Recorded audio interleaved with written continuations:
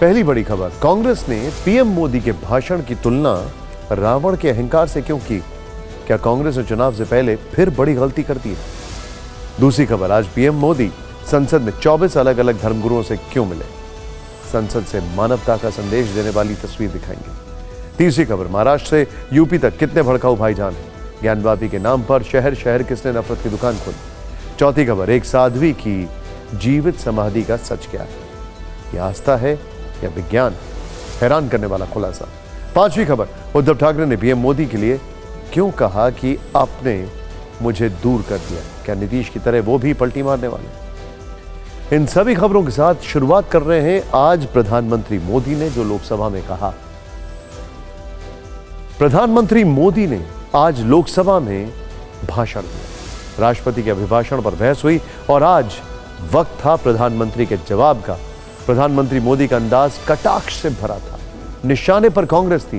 कहा, एक प्रोडक्ट को लॉन्च करने के कारण दुकान बंद होने की नौबत आ गई। उन्होंने नेहरू जी और इंदिरा गांधी से लेकर परिवारवाद और भ्रष्टाचार तक तीखे हमले किए। आज ये भी भविष्यवाणी की कि बीजेपी को 370 और एनडीए को 400 से ज्यादा सीटें आएंगी।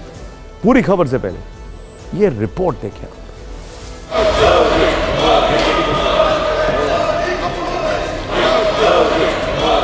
उन्होंने लंबे अरसे तक वहां रहने का संकल्प ले लिया।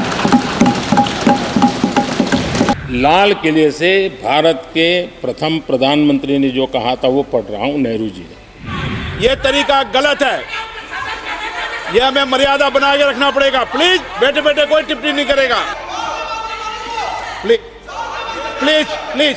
भगवान राम न सिर्फ अपने घर लौटे बल्कि एक ऐसे मंदिर का निर्माण हुआ जो भारत की महान सांस्कृतिक परंपरा को नई ऊर्जा देता रहेगा। कुछ दिन पहले भानुमति का कुनबा जोड़ा, लेकिन फिर एकला चलो रे करने लग गए। एनडीए को तो 400 पार कर पाई के रहेगा।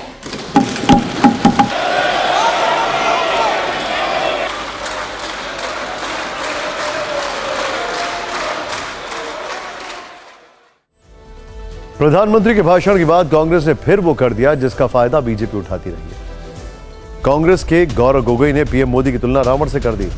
गौरव गोगोई ने कहा कि प्रधानमंत्री के भाषण में अहंकार दिखा। ये वैसा ही अहंकार है जैसा रावण में था और रावण को उसके अहंकार ने हराया था। राज्यसभा में यूपीए के जो विभिन्न कामों की जो विवरण दी, उसी के उत्तर में आज पूरी प्रधानमंत्री जी ने अपनी भाषण वहीं पे उत्तर देते हुए अपना समय खत्म किया। फर्क बस इतना ही था कि खड़गे जी ने अपने पद की गरिमा और सदन की गरिमा बचाई रखी और प्रधानमंत्री जी ने अपने वक्तव्य में जो कटुता और जो अहंकार व्यक्त किया, इससे मुझे राहुल गांधी जी की सदन में कही हुई एक बात याद आती है कि रावण को उसके अहंकार ने ही हराया, और यही बात आज सदन में दिखाई दी। गौरव गोगोई के बयान से पहले ही प्रधानमंत्री को इसकी आशंका थी, इसीलिए आज अपने भाषण में उन्होंने ऐसे हमलों का जिक्र भी कर दिया था। क्या कहा था आपको सुना। अगर आप साथ नहीं दे सकते हैं और अगर आपका हाथ ईंटें फेंकने पर ही तुला हुआ है तो आप लिख करके रखिए, आपकी हर ईंट को मैं विकसित भारत की नींव मजबूत करने के लिए लगाऊंगा। आपके हर पत्थर को मैं विकसित भारत के जो सपनों को लेकर के आप चले उसकी नींव मजबूत करने के लिए मैं लगाऊंगा और देश को हम उस समृद्धि की ओर लेके जाएंगे। जितने पत्थर उछाल लीजिए, आपका हर पत्थर भारत के समृद्ध, भारत के विकसित भारत के सपने को समृद्ध बनाने के लिए हर पत्थर को मैं काम में ले लूंगा। गौरव गोगोई के बयान पर बीजेपी का पलटवार। गौरव गोगोई से लेकर सोनिया राहुल तक पीएम को देते हैं गाली। गिरिराज सिंह ने कहा, पीएम मोदी को जितनी गाली देंगे जनता उन्हें उतना ही आशीर्वाद देगी, गिरिराज सिंह ने कहा। मोदी जी को ये गौरव गोगोई नहीं बल्कि सोनिया गांधी से लेके राहुल गांधी तक उनकी मां को, पिताजी को गालियां ही देने का काम किया। जितना गाली देंगे उतना मोदी जी को जनता आशीर्वाद देगी। कांग्रेस हर चुनाव से पहले पीएम मोदी के लिए ऐसे आपत्तिजनक बयान देती है, लेकिन नतीजों में यह अपमान उसे ही बैकफायर कर जाता है। इसका एक लंबा इतिहास है। 2007 में सोनिया गांधी ने मौत का सौदागर कहा। नतीजा गुजरात विधानसभा चुनाव में कांग्रेस की शिकस्त। जनवरी 2014 मणिशंकर अय्यर ने चाय वाला कहा। फरवरी 2014 सोनिया गांधी ने जहर की खेती कहा। नतीजा लोकसभा चुनाव में बीजेपी की प्रचंड जीत। सितंबर 2018 राहुल गांधी ने चौकीदार चोर है कहा। नतीजा 2019 लोकसभा चुनाव में बीजेपी की प्रचंड जीत। नवंबर 2022 मल्लिकार्जुन खड़गे ने रावण से तुलना की। नतीजा गुजरात विधानसभा चुनाव में कांग्रेस हार गई।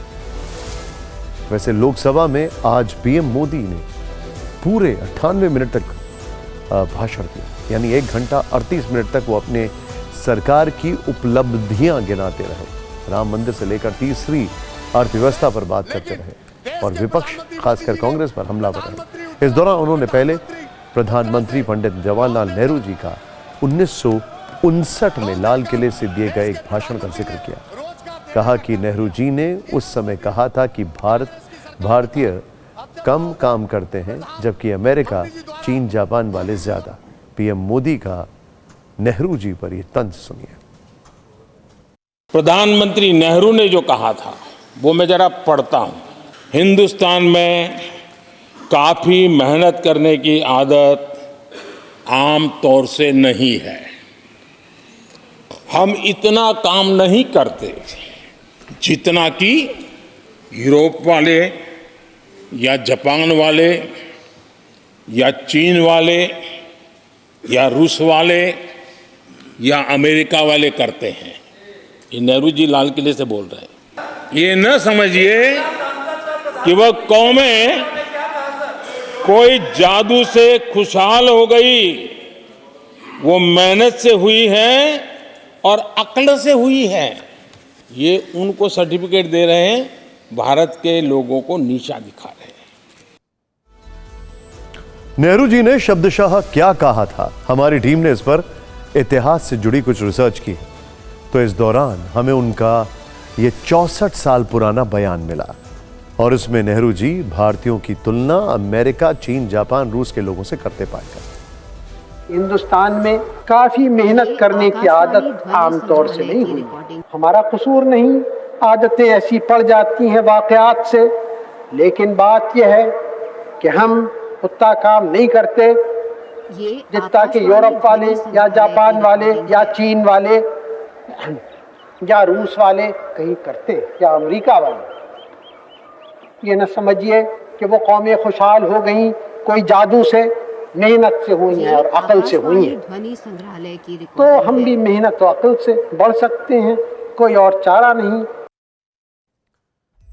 प्रधानमंत्री मोदी ने अपने भाषण में पंडित जवाहरलाल नेहरू के साथ इंदिरा गांधी के कार्यकाल का भी जिक्र किया। इंदिरा गांधी को लेकर पीएम मोदी ने क्या कहा? इंदिरा जी की सोच भी नेहरू जी से ज्यादा अलग नहीं थी।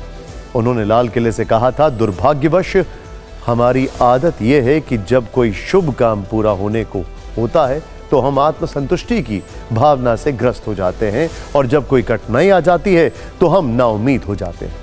कभी कभी तो ऐसा लगता है कि पूरे राष्ट्र ने ही पराजय की भावना को अपना लिया।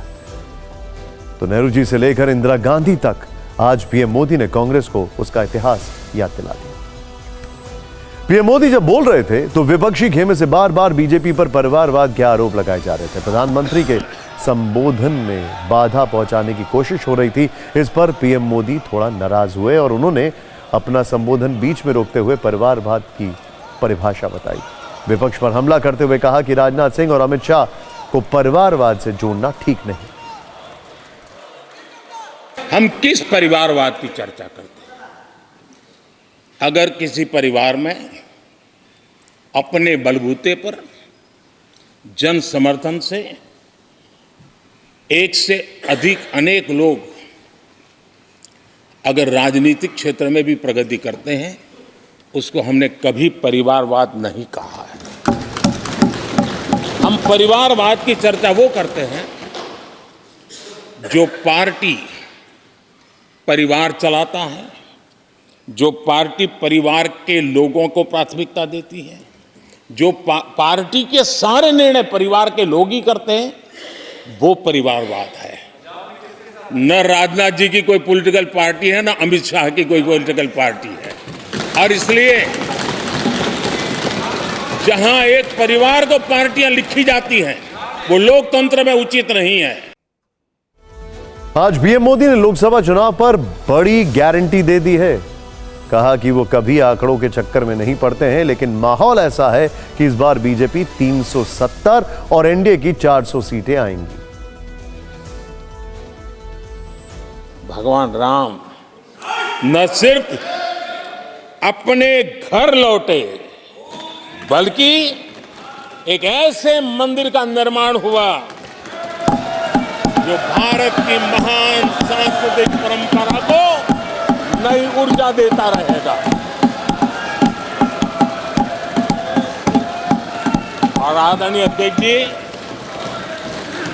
अब हमारी सरकार का तीसरा कार्यकाल भी बहुत दूर नहीं है।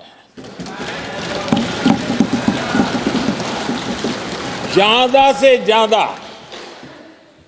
100-125 दिन बाकी है। और अब की बार